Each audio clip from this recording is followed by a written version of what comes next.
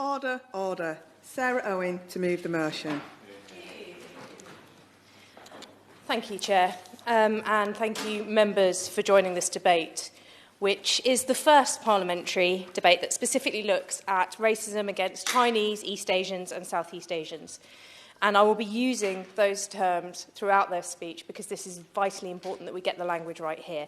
Chinese, East Asians and Southeast Asians have been subjected to horrific hate crime, especially recently due to the pandemic. And it's a debate I wish we didn't have to have, but it's particularly fitting that this is Hate Crime Awareness Week. And with the sharp rise in hate crime against British East and Southeast Asians and racist attacks trebling since the COVID pandemic, it was one that is absolutely necessary. Now, I'm proud of my roots, my mixed heritage of both Asian and British. It allows me the best of both worlds, but unfortunately, it also allows me to experience some of the worst. Racism against Chinese and Southeast Asians is absolutely nothing new. An undercurrent of anti-Asian racism has plagued this country well before the pandemic started. But now the lid has been lifted and the far right have wrongly been given legitimacy to air their derision, violence and hatred. And from an early age, it was made clear I was seen as different, sitting backstage at the age of about 7 or 8, waiting to perform in a play. It was a play set in a Chinese courtroom. And the person doing our makeup pointed at me and said, "Make the other kids look like her." The other children had their hair covered in black tights, their eyes coated in black exaggerated eyeliner, and I remember sitting there thinking, do I really look like that? And 30 years later, we are still, sadly, seeing examples of yellow face all over Western culture, whether it's Ting Tong in Little Britain, productions of Madame Butterfly, Scarlett Johansson, and countless examples of it on Amazon who have yet to take down their offensive adverts. It was only in my teens, though, that I felt my racial identity meant my safety was threatened. When a student brought a knife into school to stab me with because she didn't like it when races mixed. So I understand the fear and frustration that many British East and Southeast Asians are feeling right now, as races add another powerful tool to their arsenal, coronavirus. A month ago, police chiefs warned that the far right are using COVID-19 as an excuse to attack what the Metropolitan Police describe as Oriental people. Now, we don't have enough time in this debate to unpack what's wrong with that term, but it's 2020, not 1920. The figures obtained by the organisation End the Virus of Racism showed that there were 261 hate crimes against Asians in April, 323 in May, 395 in June, rising each time as lockdown eased. These do not include the number of hate crimes which have gone underreported. So I expect the real figure to be much, much higher. And they're rising across the board. I know that COVID-related racism has increased for the Jewish and Muslim communities as well. Protection Approaches reports that this July saw the highest ever numbers for recorded hate crime ever against protected groups, 40% higher than even after 7/7.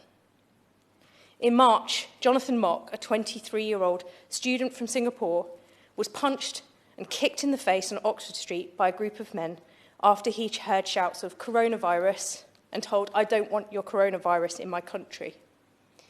British-Chinese filmmaker Lucy Sheen was on her way to rehearsals when a white male passenger whispered in her ear on a bus, and forgive me for the unparliamentary language, "Why don't you F off back to China and take your filth with you?"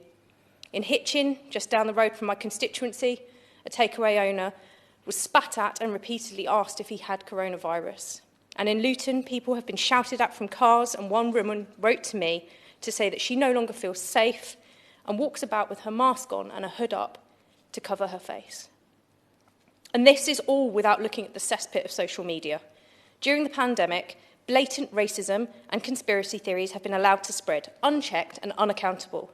I report racist videos I'm sent of people eating live animals or claiming that I'm some part of global conspiracies, but it's exhausting, and the onus is on the wrong person. I hope this is something that the government will address in the forthcoming online harms bill. Social media companies like Twitter and Facebook should be held responsible for what is published on their sites. Coronavirus has been given the face of a Chinese Asian person, and this sort of racism punches up as well as it punches down. Asians are both equally dehumanised to the extent we are all the same. We all eat live animals, as well as somehow being some part of this global conspiracy. And the mainstream media have added fuel to the fire. The petition started by the fantastic Viv Yao, Mayanne Peterson, Amy Fung, Charlie Wong and Carly Wu called for media outlets to stop using East and Southeast Asian related imagery when discussing COVID-19. Their work has revealed that some 33% of images used to report COVID from the British media has used the image of someone who looks like me, completely unnecessarily and unrelated to the story. And this problem has been compounded by our underrepresentation in the UK media generally. So the negative coverage that we're seeing now has no balance by positive representation.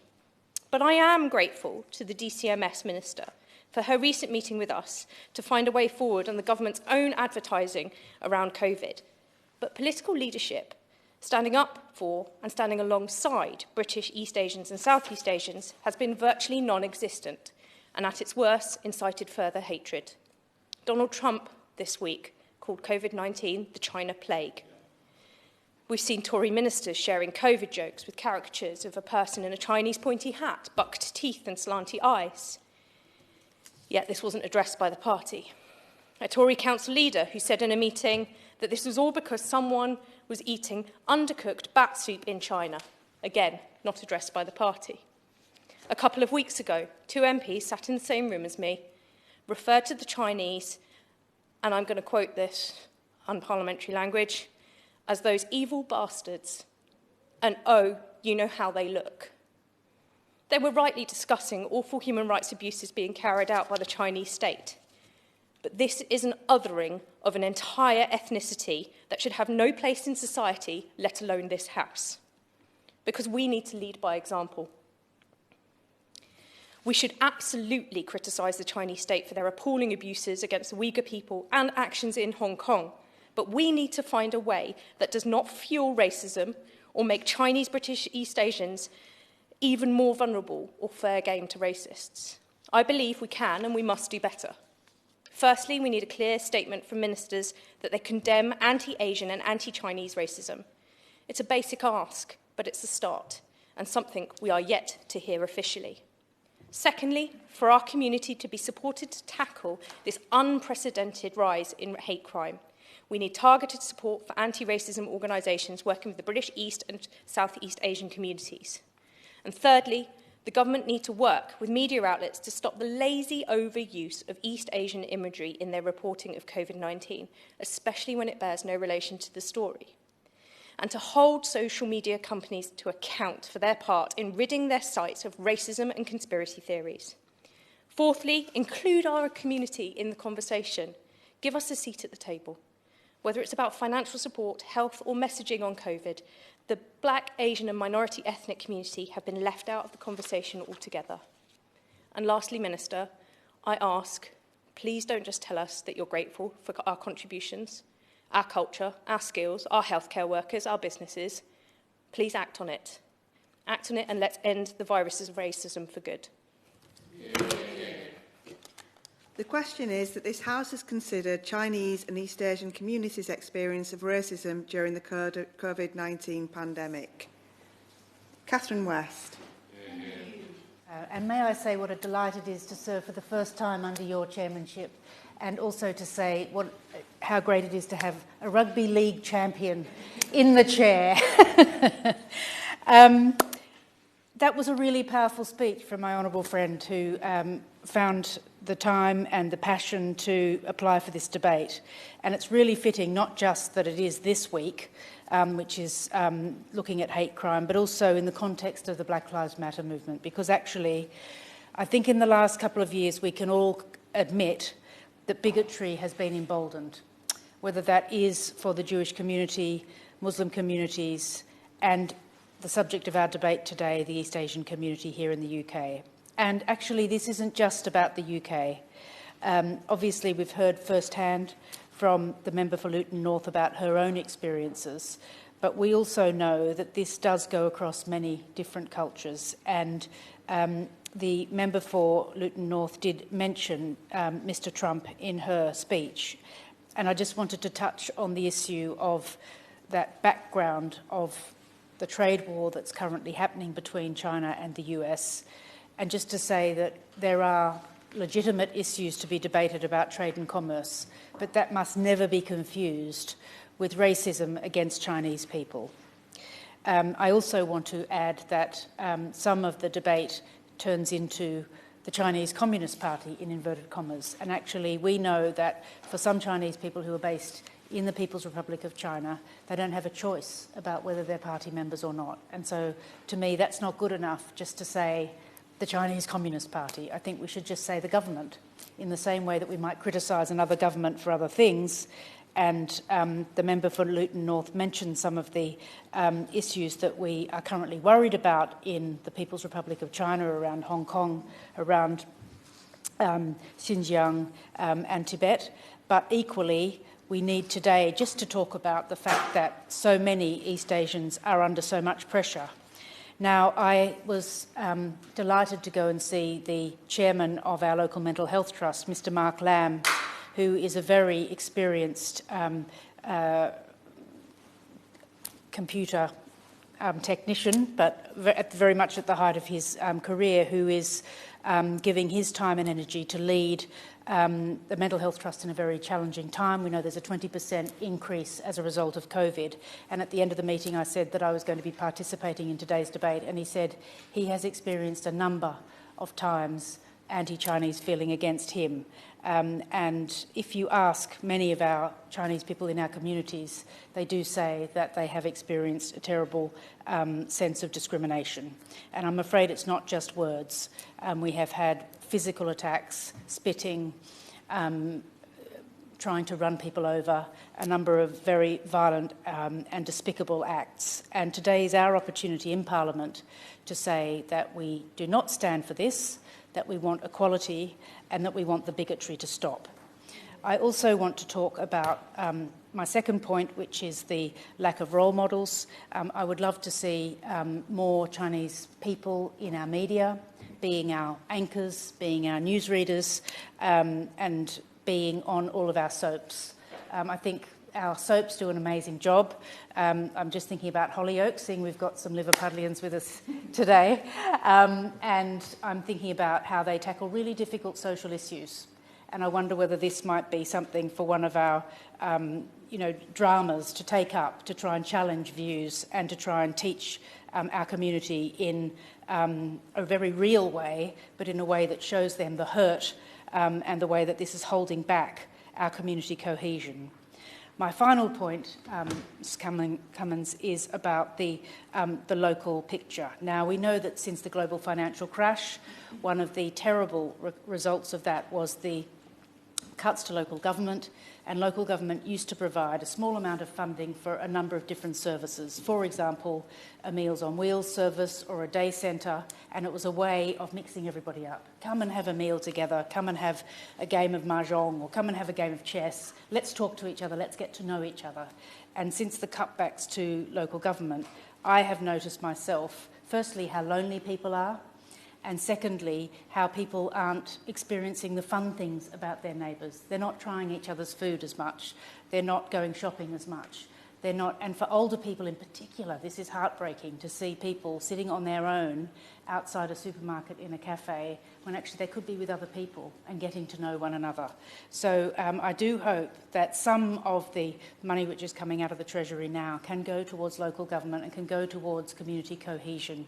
And in particular, that we look at ways within the political parties that we can promote role models. So we obviously have a role model here in the member for Luton North, and we know that there's a member for Havant who is a minister in the government, I believe, and we have others who I'm sure that I haven't remembered today, and we certainly have a few councillors, but what we should be doing is looking much more carefully at how we in politics can also promote role models. It's the way that we learned about Black Lives Matter, by listening to others. It's the way that we've learned about racism against other Asian communities, by having role models in politics or in other fields. So I hope that we can not just look at the geopolitics around COVID and the role that leaders, important leaders like the President of the US play. I do hope that we can also look at the local picture and the fragmentation of our society and the lack of services to bring people together. And finally, that we can look at role models within politics so that we can promote diversity and, in particular, make a particular study about why we don't have more Chinese role models within our politics. So I'm going to conclude there because I'm really keen to hear other contributions and to thank everybody for being in this debate. And I just wish that we had a few more on the government side to have joined us today, but maybe next time. Thank you. Jim Johnson. Thank you, Madam Chair. I welcome the opportunity of speaking on this very important debate on hate crime faced by the Chinese and East Asian communities since the start of the pandemic. Hatred stoked, as we've just heard, by people who should know better, Tory politicians and Donald Trump. And I'm very honoured to represent Liverpool Riverside, which includes Chinatown, one of the oldest established Chinese communities across Europe. The trade links between China and Britain via the ports of Shanghai and Liverpool were instrumental in the establishment of a Chinese community within the city.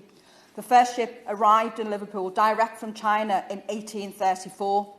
And the first wave of Chinese immigrants arrived in 1866 with the establishment of the Blue Funnel shipping line, which ran a line of steamers directly from Liverpool to China.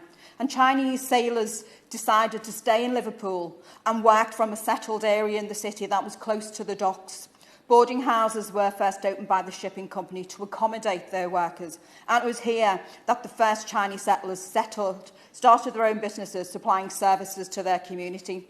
And the British Merchant Navy recruited sailors from its allies across the world, and Liverpool was turned into a reserve pool for Chinese merchant sailors with up to 20,000 registered. And Liverpool City Council in 1906 commissioned a report into Chinese settlements.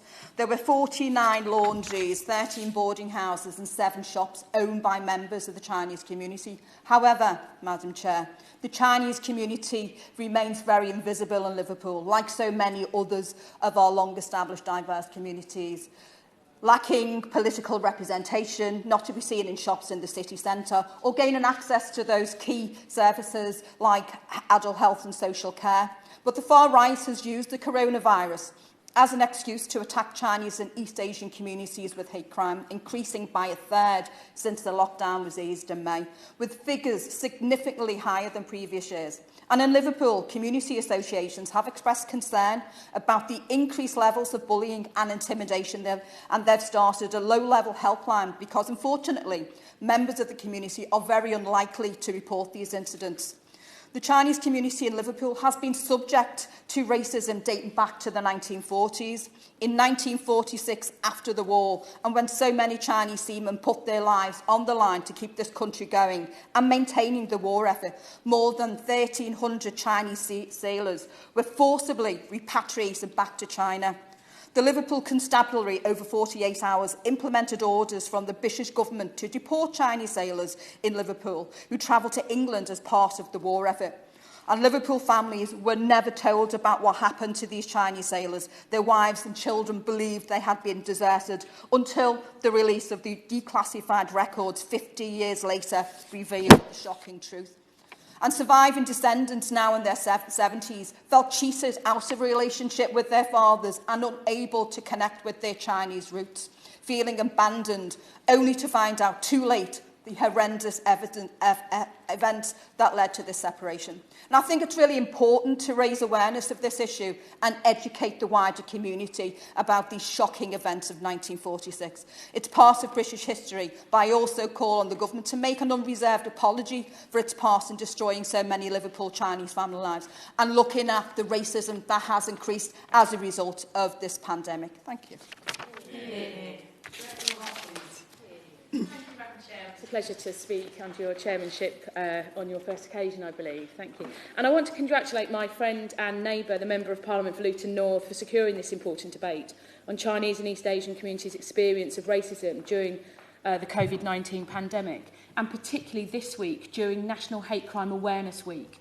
And it's really important to take this opportunity to raise the importance of reporting incidents of hate crime when they happen, as this will help towards preventing them happening to others and help the police and other agencies better understand the extent of hate crime in a local area and therefore better respond to it. But I hasten to add that all public services must be properly resourced to do so. A 2019 Commons Library briefing shows that police recorded hate crime offences have continually risen since 2012-13. The rate of hate crimes against Chinese people between January and March this year was nearly 3 times that of the previous 2 years, according to data released by the UK Police Force to Sky News. The far right are constantly seeking to normalise racist attitudes and behaviours, and we've seen legitimate criticisms of the actions of the Chinese government being hijacked by these people who want to sow division in society. Moonshot, who specialise in monitoring extremist content online, found that between February and April, there was a 300% increase in racist and violent hashtags against China and Chinese people. They analysed over 600 million tweets, of which 200,000 contained hate speech or anti-Chinese conspiracy theories. So I urge the government to address the horrendous abuse online in the upcoming online harms bill. Facebook and Twitter must be accountable for what is published on their websites. I will, of course, agree. I thank the Honourable Member for accepting an intervention, and would she agree with me that in particular for international students who are in the UK who travel to many of our constituencies, that they are often subject to very bad racist abuse, and that there's something needs to be done about that as well?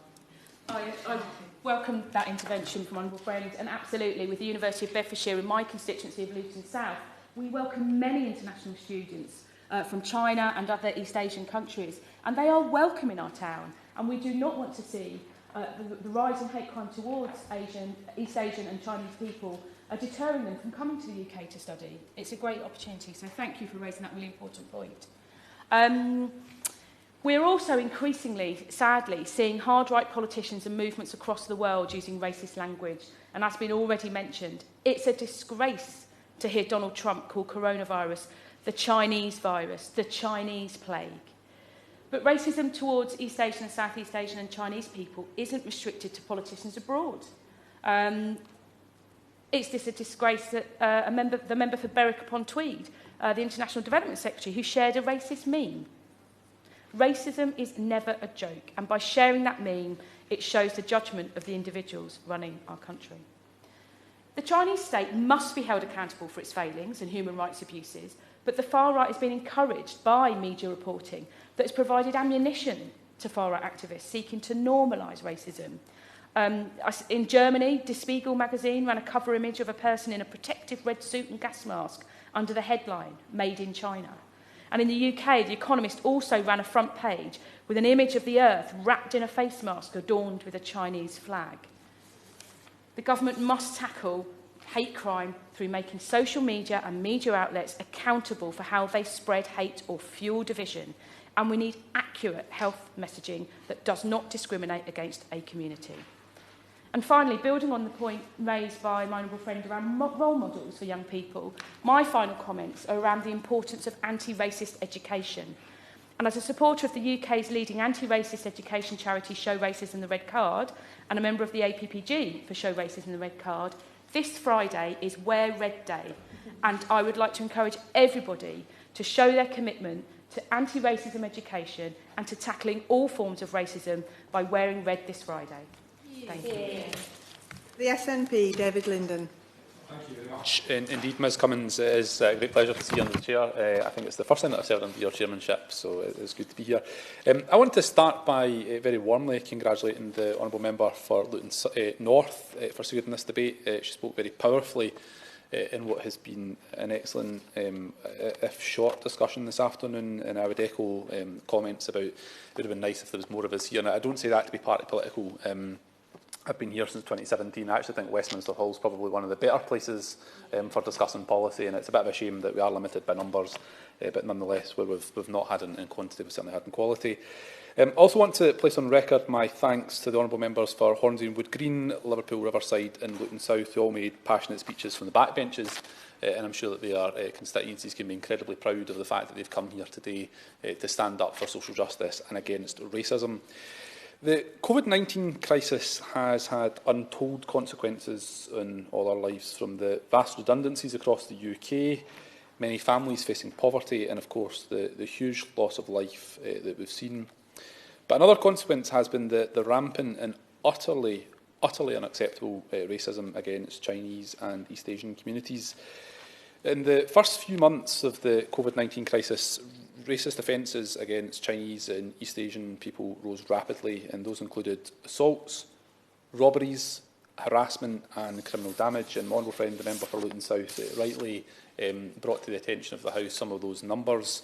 And I think it was right that in response to the intervention from the honourable member from Hornsey and Wood Green, there was that focus on international students. In my own city of Glasgow, we are very blessed to have 3 universities, and it's only in the last few weeks that we have had a number of people arriving in our city. And I do have some concerns, just anecdotally from what I'm seeing on social media, and what I'm hearing in terms of the comments that people are overhearing in city centres, that as we go into a new academic year, that could be a real problem. And I think there's a real onus in all of us, particularly as community leaders, to call that out for what it is as being utterly unacceptable. Members of the Chinese and East Asian community have described the attacks against them, with restaurants and takeouts being vandalised and boycotted, victims being punched, spat at and coughed in the street, and even being verbally abused and blamed for the coronavirus pandemic.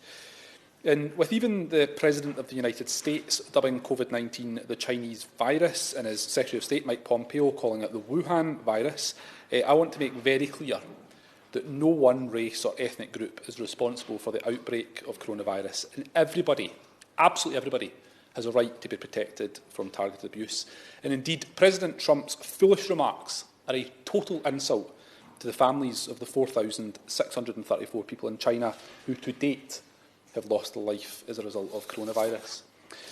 Now, the UN Committee on the Elimination of Racial Discrimination has recommended that governments adopt national action plans against racial discrimination. Plans should lay out specific approaches to combat racism and discrimination, from enhanced policing of hate crimes to public messaging and education programming encouraging tolerance. So today, like others, I would be encouraging the government to take action and adopt new action plans to address this wave of racism and xenophobia that has occurred as a result of the COVID-19 crisis. But I would also want to echo the calls made by the End the Virus of Racism group, who are urging the government to condemn the growing hate crime and give extra protections to targeted communities. And I think this is the point that was perhaps touched on by the Honourable Lady, the member for Liverpool Riverside. The UK must acknowledge its very painful history of racism, from the slave trade that originated at our ports, to Enoch Powell's Rivers of Blood speech, to the hostile environment created by this current UK government. That racism still exists in the UK. It's nuanced, it's striking, but it is still nonetheless completely intolerable. Ms Cummins, racism isn't something that is going to be disappearing overnight. It's something that we must all be working actively to stamp out from our society. And the vile xenophobia against Chinese and East Asian people is completely unacceptable, and I hope that all parties in this chamber will come together in unity and condemn racism in all its forms and work towards tackling the issue head-on. And one simple way of doing that, as my honourable friend has said on Friday, let's wear red, and let's at least make a point that we stand united in the most fundamental issue of humanity.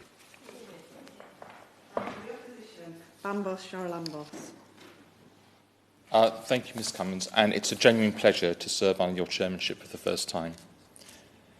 I wish to congratulate my honourable friend, the member for Luton North, on securing this very important debate, and on her passionate, thought-provoking and groundbreaking speech, and for sharing her shocking childhood experiences of racism. And I think that's quite telling and a very poignant part of this debate. As honourable members have so eloquently highlighted, one of the social consequences of the coronavirus pandemic has been the alarming rise on online hate speech against the Chinese and East Asian community. The pandemic has provided fertile grounds for extremists. Conspiracy theories have fuelled hatred and are exploiting people's fears. And left unchecked, fake news about minority communities has circulated online, sowing the seeds of hatred. This causes division and damages community relations in our society. And it's been allowed to grow to such an extent that some are emboldened to abuse and attack the Chinese and East Asian community. And those in positions of responsibility have done very little to call out this racism or to challenge fake news and to hate speech as well. Very grateful to the Shadow Minister. Would he agree with me that those in authority, including police colleagues, could have better training on this specific sort of racism given the pandemic? My honourable friend makes an excellent point, and that's something I'll come to later on in my speech, but training is absolutely essential so that people recognise and treat seriously any forms of racism, and that it's dealt with swiftly and people aren't frightened to report it. So it's deeply disappointing to hear the President of the United States, Donald Trump, call coronavirus the China virus and to give legitimacy to this racist trope. And it's also deeply regrettable that nothing's being done to challenge this view by our government. Nobody has spoken out against this, and it desperately needs to happen, and I hope the Minister will deal with that in her remarks after me. The government have a moral duty to keep our community safe, and this includes speaking out against hate speech and dispelling falsehoods no matter where they come from. The explosion of hate speech on social media has been alarming, and I know that the most mainstream platforms are taking steps to remove false information and hateful content. My honourable friend has mentioned the member for Luton South has mentioned that the 200,000 hashtags of hate speech and conspiracy theories against the Chinese and East Asian communities, which is quite alarming. But more recently, the Home Affairs Select Committee had a session where they heard that Facebook had deleted 9.6 million hate speech posts in the first quarter of 2020. 9.6 million, that's an alarming number, and that's just the ones that they've removed. But it's not just about content removal. That isn't enough on its own. There needs to be more done to dismantle the micro-targeting of ads and the algorithms that recommend the next piece of visible content, which may be just as harmful. This rabbit hole is compounding the effects of online hate speech and fake news. And these ads and algorithms make decisions for users about what they can see online, and essentially this amplifies the content. So that is an issue that also needs to be addressed. We need wider regulation of social media platforms to tackle hate speech and its wider distribution. And while I appreciate the Online Harms Bill will be coming before Parliament next year, the action is needed now. I highly recommend the Institute for Strategic Dialogue's impressive report, The First 100 Days Coronavirus and Crisis Management on Social Media Platforms, that goes into detail as to how social media is spread on different platforms, how hate crime and hate speech is spread on social media platforms. I mentioned earlier in my speech that online hate speech has evolved into physical hate crime, and we heard a number of examples from our honourable members in today's debate. Figures from the police forces across England and Wales revealed at least 267 offences against this is in quotes, Chinese people, were recorded between January and March during the COVID-19 crisis, and that included assaults, robberies, harassment and criminal damage, and that's at a rate nearly 3 times that of the previous 2 years. Now, I believe these figures are just the tip of the iceberg, and in conversations I've had with representatives from the Chinese community in London, I've been told that attacks are far more common. They're underreported because the community does not believe that police take their complaints seriously. And to allude to the point my honourable friend, the member for Hornsey Green said, this is an issue about training as well. The lack of local government support for the community and the severe cuts to policing over the last decade have left the community despondent. They feel they have no empathy or understanding of the effect that such attacks have. I'm pleased to see that the community are getting organised about this issue and that they're demanding action. And one such group that they formed is the End to the Virus of Racism group. I wish to congratulate them in calling for zero tolerance for racism and for full protection of the law, following a 3-fold increase in hate crime towards people of Southeast Asian and Chinese heritage during the coronavirus crisis. The police have to take hate crime seriously and to listen to victims, otherwise it will continue to go underreported. I'll give way. I would intervene just to ask the Shadow Minister, in his previous job as a lawyer, is he aware of a lot of cases which have actually been prosecuted, or is this an under-prosecuted area? Again, my friend makes an excellent point. I do believe with where there's a lack of empathy there is also a lack of cases that actually proceed to trial. I'm not aware of the actual figures for this, but I certainly know for rape, it's also an issue where lack of empathy with victims also leads to fewer cases going to trial because the victims don't want to take it further because they don't feel they are treated seriously. And there's an excellent rape review by the Victims Commissioner for London, which I highly recommend. I also welcome their calls for greater research and a national strategy and a task force to scrutinise the data and address the impact on community cohesion. That's another issue that honourable members have raised, the need for more community cohesion. The increase in hate crime has fuelled a steep rise in demand for victim support and to put additional pressure on community groups. And at the same time, their income has been slashed and their resources are more stretched than they have ever been. And any solution to hate crime has to include the government funding these vital services. And my honourable friend, the member for Liverpool Riverside, made the point about the need for helplines. And these communities need the funding to make those, for the helplines to be able to function. And this is a time of great need. In July of this year, the Commission for Countering Extremism produced an excellent paper titled How Hateful Extremists Are Exploiting the Pandemic. The paper highlighted how different communities were experiencing racism due to the pandemic. And it said, and I quote, "The government needs to include clear plans to counter extremism in their response to this and future crises. It should publish a new counter-extremism strategy urgently to ensure that it can strategically respond to the activities of extremists in our country. And this strategy should include an assessment of how extremism manifests locally, the harm it causes, the scale of support for extremist narratives, and how best to preempt extremist activity. This should also include a mechanism to provide bespoke support to local authorities most affected, an assessment of who is most susceptible to extremist narrative, and a plan of what interventions they will put in place to engage and support those people. A commitment to ensure that hateful extremism falls within the remit of new online harms regulator, and the existing laws on inciting hatred should be enforceable online. And plans to build understanding of how conspiracy theories contribute to extremism, including how they're utilised by extremists, what the scale of the impact of harm is and how to counter them. And separately, the Ministry of Housing, Communities and Local Government must strive forward COVID-19 cohesion strategy to build different communities together to prevent extremist narratives from having significant reach and influence. And that's from a government-funded body. Racism has no part in any civilised society and should be stamped out completely. And to do that, we need urgently sustained action. We need to call it out, we need to tackle it both online and physically, and we need to show solidarity with our communities who are experiencing racism.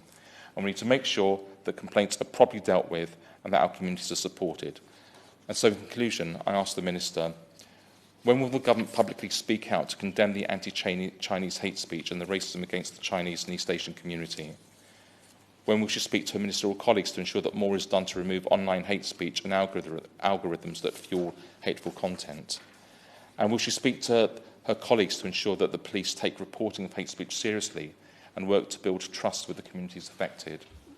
And finally, will she support the additional funding for community groups representing those affected by racism and hate crime and those providing support services? It's no surprise that the annual hate crime statistics were released this morning, and they show an 8% increase in reported hate crime over the last 12 months. Unless something is done now, there will be long-term damage to community relations, which take years, if not decades, to repair. So I urge the Minister to take action and to take it now. Minister. Thank you, Ms Cummings, and it is a pleasure to serve under your chairmanship for your first day in the chair.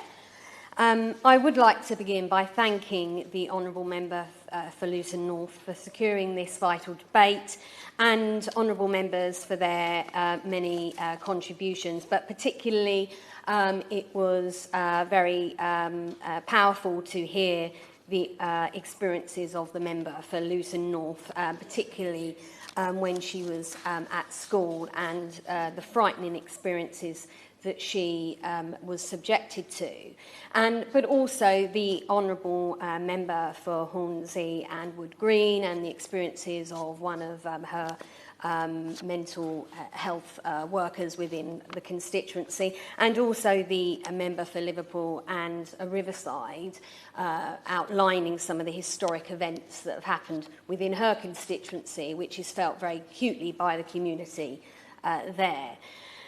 Now, some of you will know, and I'm sure, and are aware that one of the most famous poems in Chinese language is actually about this country.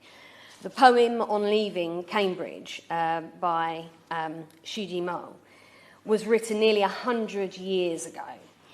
It has stood the test of time, not just in the canon of Chinese literature, but as a powerful symbol of the ties that bind our country with Chinese-speaking world. These are ties that connect in every part of our national life, from the people we elect to this House, to our educational establishments, from the food we eat to our own language itself. Few communities can claim to have such a powerful effect on our culture, and the people of Chinese and East Asian heritage have been particularly successful at integrating into the fabric of our society. And few countries can claim to have been as tolerant or as welcoming as the United Kingdom, a place where people of all ethnicities are free to lead successful and rewarding lives. But, Mrs. Cummings, I deeply regret that the COVID-19 pandemic has brought out the very, very worst in a small minority of our citizens. Chinese and East Asian communities, through absolutely no fault of their own, have had to contend with a significant and completely unacceptable rise in hostility towards them. And as has been outlined, according to the police reporting, in the period following the outbreak of the pandemic, Chinese and Southeast Asian citizens accounted for 1 to 2% of all hate crime victims, but they have accounted for 12 to 18% of those hate crimes where COVID-19 was mentioned. And people were rightly horrified, as the Honourable Lady from Luton North has already alluded to, at the horrific incident, the horrific assault on Jonathan Mock, a Singaporean student who was badly injured in central London. And it is also very disturbing to read and hear about other attacks. While they are rarely as violent as the one I've outlined, I think we can all agree, and quite clearly there is a consensus in this room today, that these such incidents really are abhorrent and totally and utterly unacceptable in United Kingdom 2020. I am equally concerned by reports of people experiencing lower levels of intolerance. Whilst not always being criminal, it is undoubtedly immoral, dehumanising and totally distressing to the individuals that are having to face and live with these comments. And this type of prejudice has also had an impact on Chinese businesses, who found themselves struggling for custom even before the lockdown had begun. So my department does work closely with the Chinese and East Asian community organisations, and in those early weeks of the pandemic we engaged with communities where we could see tensions were rising. We held community events and spoke to community members. They told us of a sudden change in the negative social attitudes towards anyone believed to be Chinese. They reported on the sense of fear and anxiety experienced by people who had not faced such hostility before. And they also expressed their concerns that their communities were not always well served by the portrayals in the media. Not least, the labelling of COVID-19 in some quarters, and as has been rightly outlined by a number of members here today, referring to COVID-19 as the Chinese virus, which I totally am against. One of the comments that the Honourable Lady from Luton North mentioned was the cesspit of social media, of which I have to say we are in agreement on that point. This is something that I hope will, after this debate, will be reflected on by the media about the use of images when they have been reporting on COVID-19, and absolutely understand the pain and the anguish that it has caused to individuals that are living in the United Kingdom. Obviously, as we've outlined, we've got the online harms white paper that is coming, but one of the commitments in that is to form a communications campaign about hate crime, and part of that work will be working with the Society of Editors and the Independent Press Organisation to work through some of those issues. I want to be clear today, and there has been calls from members in the room today, no single community is responsible for the spread of this disease, and no single person should face abuse for it in any way, shape or form. We, this government, condemn it completely. We condemned it at the time. The Minister for Faith and Communities did so publicly, and so did the Home Secretary, and I today will condemn it again, and it is...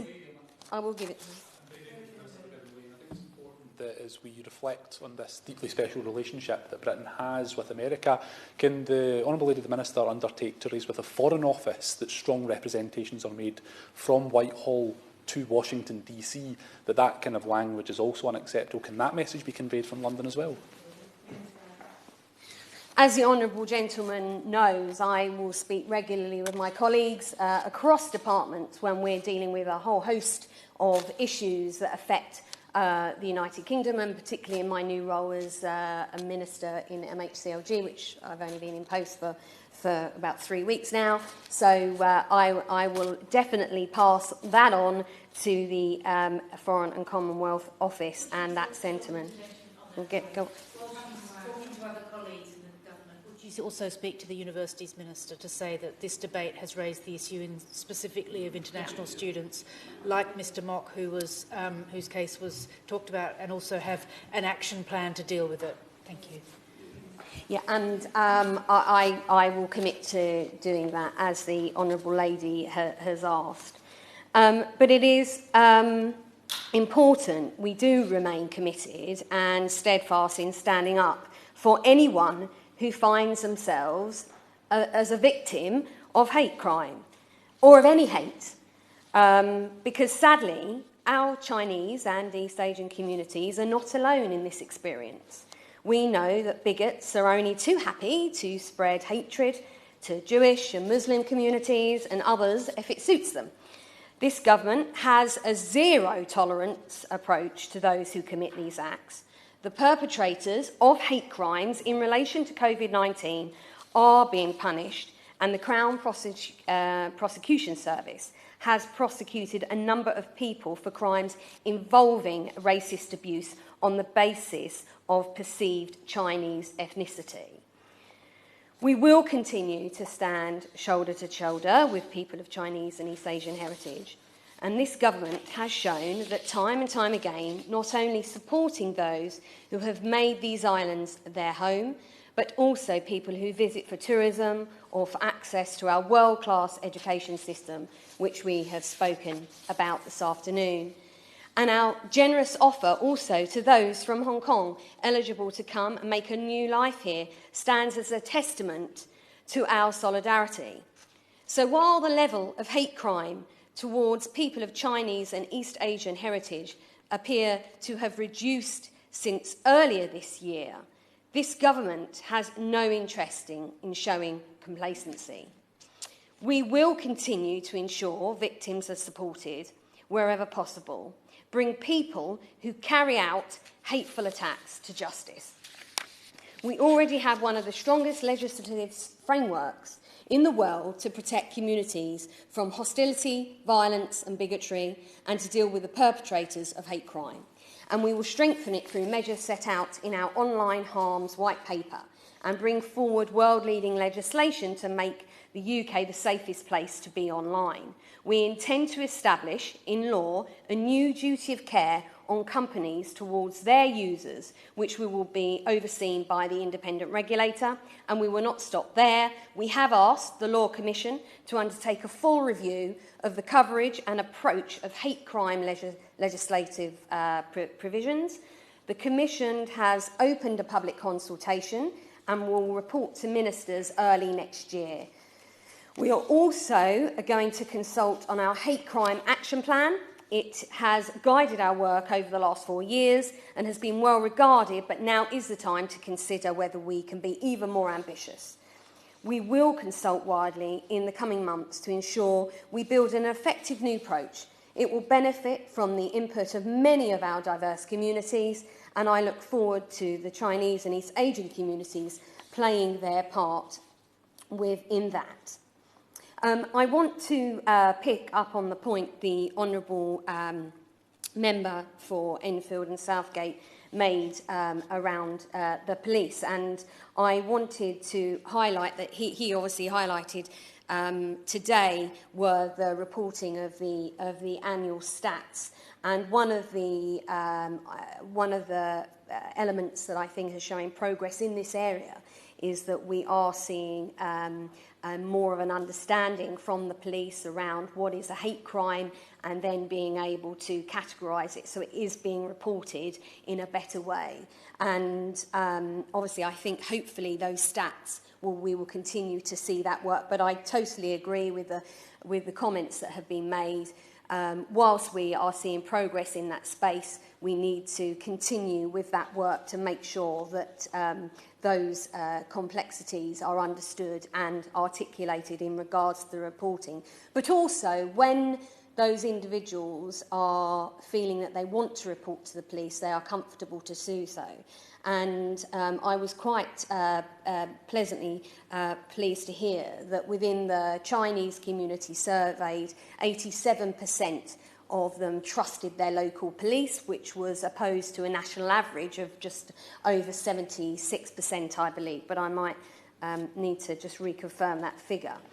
But in regards to the point of spending on our spending to work with our communities, we have committed to spend through grants. We've launched a grant system called the Faith, Face and Hate Schemes Grant, which enables local groups in order to bid for work, which will be looked at working with schools, with young people, and also, and that is a £1.5 million pot. But we've also got the Integrated Communities Action Plan, of which we are made a range of over 70 commitments within that action plan, and we are working towards completing them further. I want to really convey to the hall today, there has been comments made about members within my party. I'm not here to speak for individuals within my, and some of the details I am unaware. But one thing I am very comfortable with saying is that the party that I represent do stand against any form of racism. And I am very proud to be part of a party that does have that position, whether it's agreed to or not. And that's something as in my role as a minister within the Ministry for Housing, Communities and Local Government, I will do all I can to make sure that all communities within our countries have equality and feel parity with the work that we are doing. And it's something that I've had experience with in other ministries' roles within this government over the last 2 years. So I'm looking forward to working with colleagues as we move through some of these the progressing in the action plans as we move through COVID. But this week, being National Hate Crime Awareness Week, it is a moment to reflect on the challenges that confront us and to reaffirm our commitment to tackling hatred. I believe that today's debate has been an important part of that, and we should all stand together to condemn hatred and bigotry in all forms and focus instead on what ties that bind us together. So I would like to end, Ms Cummings, by thanking everyone for their contributions to today's debate and look forward to further conversations with colleagues as we progress some of the work that I've outlined this afternoon. Thank you. Sarah Owen, to quickly wind Thank you. up. And please forgive me, I should have said that it's a great honour to be serving under your chairmanship. I didn't realise it was your first day in the chair, so thank you. And let me just start by picking up on some of the Minister's comments. And first of all, I'm really grateful to hear the condemnation that you just gave around hate crimes and racism against Chinese, East Asian and Southeast Asian communities. And I know that the community will be really glad to hear that. As I said in my speech, it's a low bar to just ask for condemnation of racism. But it's a start, and I'm grateful. Thank you. And when you mentioned about Chinese businesses, you're absolutely right. The pain for many Chinese businesses occurred well before lockdown, well before other businesses started to see their profits decline, having to lay off staff. And that pain is continuing, and we need to do serious amounts of work to ensure that that community and that business community is supported throughout this pandemic, like so many others should be as well. And picking up on your second point around the online harms bill, I'm heartened about this bill because, as we've heard from countless examples, it is absolutely necessary. When I said it is a cesspit, social media, it genuinely is, and it needs cleaning up. But one area that I would like the government to really concentrate on and perhaps look into on the online harm bill is the comment sections of news outlets. And now I know is one area that the government have been resistant to perhaps including into the online harms bill's regulations. Now, the Minister started by saying this is a vital debate. It is a vital debate. I'm really grateful that there are honourable friends that have come here to represent their communities, but also to support. But you're here, Minister, because you have to be. Where are your colleagues? There are 6 seats empty there, not a single Conservative, not a single one of you, your government, have decided to turn up. And I know that this is Westminster Hall and it's supposed to be less political, but this is, I mean, what message does that send to our communities? It sends a really, really damning message. I wanted to pick up on some of the points that honourable members had raised because they're important in solving this problem. A member from Liverpool Riverside spoke so eloquently and passionately about the history. The Minister talked about our integration, and it started in Liverpool Riverside, a home of one of the oldest ethnic communities in this country, but also the importance about the history and the education. I don't know how many people really understand or fully know the damage that was caused by those forced deportations of the Chinese sailors, ripping the hearts out of families and entire generations. But also having a helpline is fantastic, and it should be celebrated, it should be supported. But again, the community is having to step up when the state has stepped back. And my honourable friend from Hornsey and Wood Green, absolutely right. The pain that she spoke about that our community is facing when it comes to mental health. We've all found this period really, really difficult. But when it comes to loneliness, when it comes to losses of earnings, when it comes to losses of loved ones being separated, but add to that being blamed and scared to go out of your front door. And I would like to just take this moment to say that this isn't just hate crime that our community has suffered. We have a number, thousands of healthcare workers that have come from China, from all over Southeast Asia and East Asia.